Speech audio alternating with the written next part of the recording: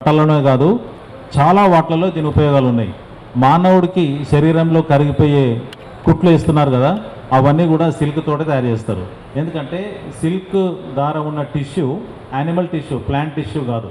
మన కాటన్ ఏమో ప్లాంట్ నుంచి వచ్చే ఉత్పత్తి.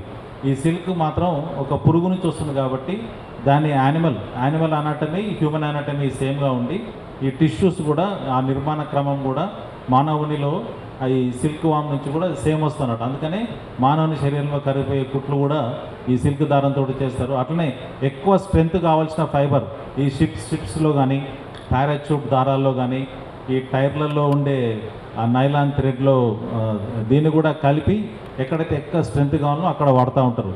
అంటే బట్టల్లోనే కాకుండా చాలా ఉపయోగాలు ఉన్నాయి అన్నట్టు ఈ సిల్క్ తోటి. ఇంకోటి ఏంటంటే ఈ సిల్క్ అనేది ఒక wonder garment, wonder filament, wonder thread, ఇట్లా చాలా పేర్లు ఉన్నాయి. ఎందుకంటే ఈ మనం కలర్ డిపిక్షన్ అంటే ఏదైతే డిజైనర్స్ది ఫస్ట్ చాయిస్ సిల్క్ ఉంటుంది. మీరు ఏ కలరు దానికి అదితే అదే కలరు డిప్లిక్ట్ కావడం సిల్క్ యొక్క ప్రాధాన్యత. మిగతా కాటన్ కానీ జూట్ కానీ తీసుకున్నప్పుడు ఆ క్లాత్ కొంచెం డైజెస్ట్ చేసి ఫాల్స్ కలర్స్, ఫేక్ కలర్స్ వచ్చే అవకాశం ఉంటుంది.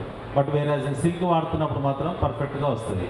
ఇవన్నీ ఎందుకు చెప్తా ఉన్నానంటే మనం చేసే పని మీద మనకు అవగాహన, దానికి స్కోప్ ఎంత ఉంది, ఎక్కడెక్కడ వాడతారు అనేది ఉన్నప్పుడే ఆ పని మీద మనకు ధైర్యం కానీ అవగాహన కానీ వస్తుంది, ఇంట్రెస్ట్ కూడా కలుగుద్ది.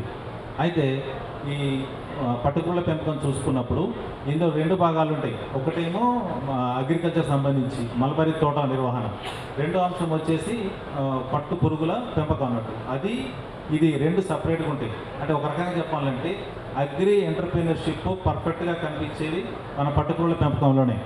ఇక్కడ మనం ఒక రైతులాగా క్వాలిటీ మల్బరీలు పెంచుకోవచ్చు. ఒక ఇండస్ట్రియల్స్ లెక్క పట్టుపురుగులు పెంచి అక్కడ మనం దారం ఉత్పత్తి చేయొచ్చు. రైతు స్థాయిలో కేవలం పట్టుపురుగులు పెంచి కకూన్ అల్లే వరకే రైతు పని, అంటే కకూన్ ప్రొడక్షన్ వరకే. కకూన్ నుంచి దారం తీయడం కానీ మిగతా పునరుత్పత్తులు, ఉపోత్పత్తులు మొత్తం రీలను చూసుకుంటారు. అది మొత్తం ఇండస్ట్రీ సెక్టర్కి సంబంధించి ఉంటుంది. రైతు ఏమైనా కానీ పట్టుపురుగుల పెంపకం ఒకటి, మల్బరీ తోటల నిర్వహణ. ఎంతసేపు మనకు క్వాలిటీ ఆకు వచ్చినప్పుడే పురుగులు కూడా బలంగా పెరిగి ఆరోగ్యంగా పెరిగి మనం అనుకున్న దిగుబడులు